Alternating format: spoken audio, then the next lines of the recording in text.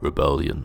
There's a little bit of it in all of us, sometimes leading to a certain creativity that people will adore as a product of fearless action with zero thought about the consequences. When engineer Alfons Löwenberg came up with the idea for the original Golf GTI, his employer VW considered a small hatchback with over 100 horsepower, lowered suspension and a screaming racing exhaust a no-seller, too dangerous for the average driver. As French author Albert Camus wrote, in order to exist, man must rebel, but rebellion must respect the limits it discovers. But Löwenberg didn't care, for the joy of everybody with a passion for driving. And 40 years later, Audi will sell you this hatchback with 367 horsepower. It's called the RS3.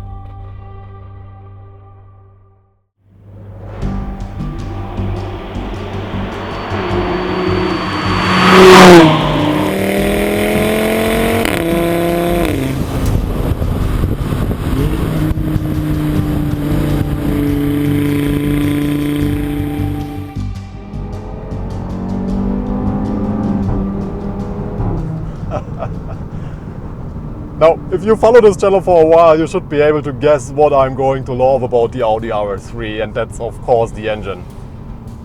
This 2.5 liter 5-cylinder engine for me is one of the great German engines, alongside maybe with a flat 6 from Porsche of course, and an AMG V8 I would say. Audi has won tons of awards with this engine of the year multiple times, and rightfully so.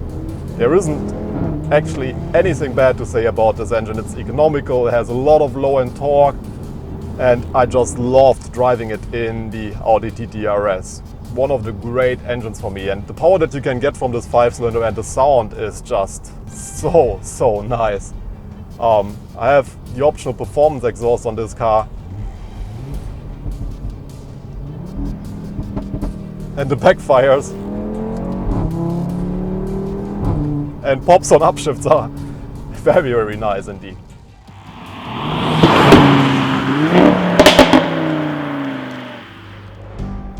.3 bars of boost and its unique 1-2-4-3-5 firing order give the RS3 its unmistakable sound through the optional sports exhaust. The hand-built 5-cylinder can force up to 465 Nm through its standard 7-speed S-tronic dual-clutch transmission, available from 1625 to 5500 RPM and good for the standard sprint from 0 to 100 kph in just 4.3 seconds. Audi's quattro all-wheel drive system can shift up to 100% of the power to the rear wheels, allowing for better handling and traction with 235 rear and optional 255 section front tires. 8 color options, including this RS3 exclusive Catalunya Red Metallic, make this Audi one of the most rebellious and powerful hatchbacks on the market today.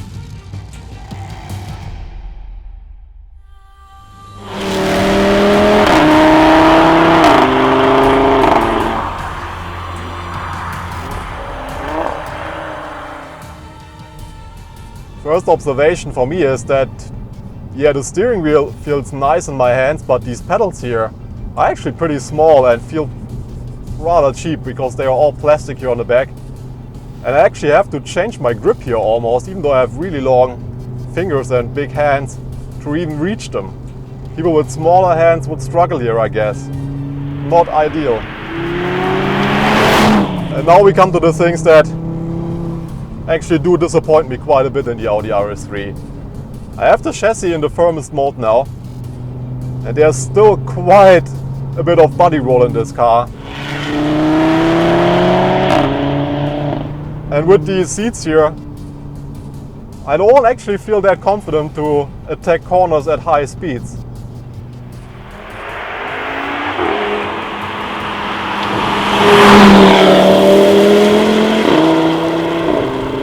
The steering in this car,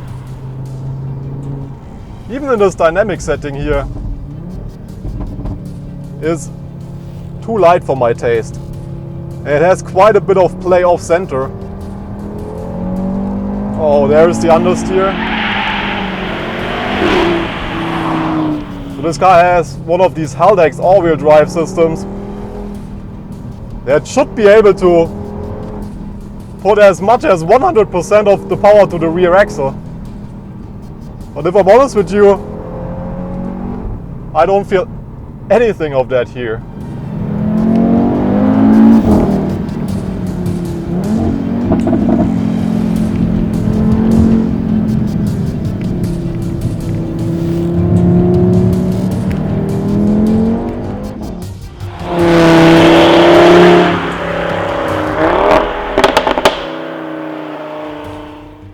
I totally understand why Audi builds cars that are as predictable on the limit as they are, but this is just too much for me. It's at a point where it's not enjoyable to drive this car on a twisty road. I mean, I can do this and nothing happens.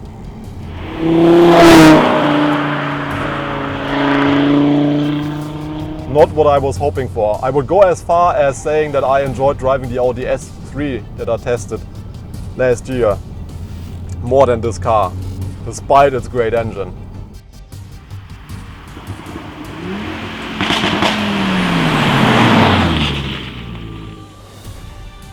So the base price of this RS3 here in Germany is 52,700 euro, which already is quite a statement if you ask me.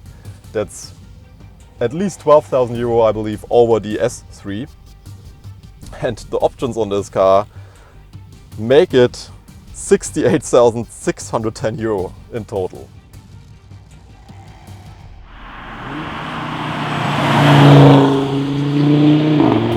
For me, the Audi S3 is the more enjoyable car. It's more affordable. You can get it in a manual spec here in Germany, which for me would be a unique selling point for the RS3 actually. If you could get one of these with a manual transmission, maybe I would be a bit more forgiving here, but from a driver's point of view, this car just feels too soft for me, especially given how powerful its engine is, and yeah, too numb. The steering, the throttle, also this transmission here are not the greatest what I've experienced from the VW group. And the engine alone doesn't justify the price for me. So yeah, a very, very critical review here. But I would love to hear from actual owners or people who have one of these on order, what made them buy this car. For me, it really does feel like something that is a bit too predictable in general, and I do totally understand the concept of Audi and why their cars are set up the way they are set up.